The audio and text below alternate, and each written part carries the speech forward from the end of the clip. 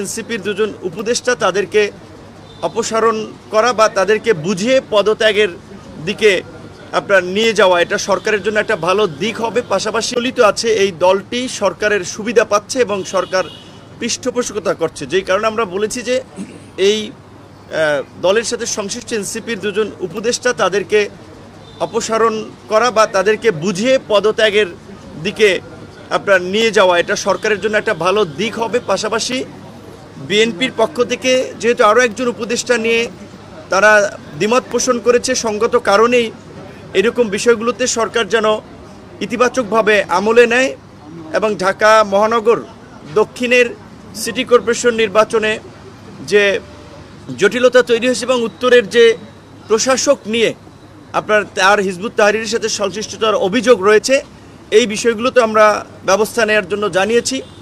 এবং আপনারা লক্ষ্য করছেন যে এই সময় বিশেষ করে আমাদের দেশপ্রেমিক সামরিক বাহিনীর বিরুদ্ধে নানা ধরনের বিষেধাজ্ঞার বিদ্বেষ ছড়িয়ে সরকারের সাথে বা জনগণের মুখোমুখি দাঁড় করানোর একটা চেষ্টা করা হচ্ছে সামরিক বাহিনীকে। সরকার যেন সামরিক বাহিনী সহ পুরো প্রশাসনকে আস্থায় নিয়ে কাজ করে, তাদের সাথে যেন সরকার একটা ভালো আন্ডারস্ট্যান্ডিং থাকে। একই সাথে রাজনৈতিক দলগুলোর সাথে যে দূরত্ব তৈরি হয়েছে, কারণ রাজনৈতিক দলগুলো আমরা অনেকেই যারা দায়িত্বপ্রাপ্ত উপদেষ্টা রয়েছেন কিংবা সরকারের সহকারী রয়েছেন, দেখা করার সাক্ষাৎ করার সময়সূচি চাইলেও গুরুত্বপূর্ণ প্রয়োজনীয় বিষয় আলাপ করতে চাইলেও অনেক ক্ষেত্রে সাড়া মেলে না।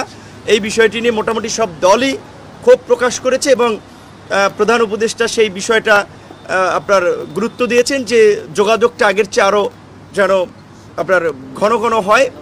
এবং বিশেষ করে যেই দুটো বিষয় নিয়ে আরও বর্তমানে রাজনৈতিকভাবে এবং নাগরিকদের মধ্যে একটা উদ্বেগ তৈরি হয়েছে যে আপনার চট্টগ্রাম বন্দরের যে নিউমোরিং টার্মিনাল বিদেশিদের হাতে দেওয়া এবং করিডোর, আমরা বর্তমান পরিস্থিতিতে সরকারকে এ বিষয়ে আপাতত সিদ্ধান্ত না নেওয়ার জন্য আমরা আহ্বান জানিয়েছি।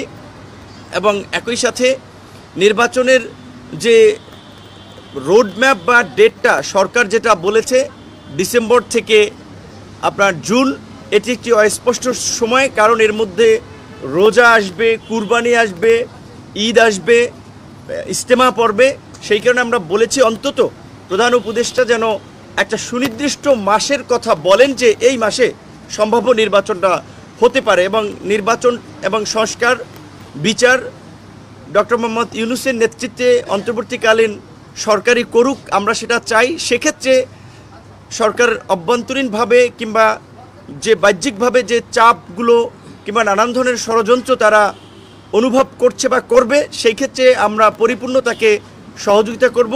For more updates, follow us on Facebook, subscribe our YouTube channel, get the latest update on www.daily-sun.com.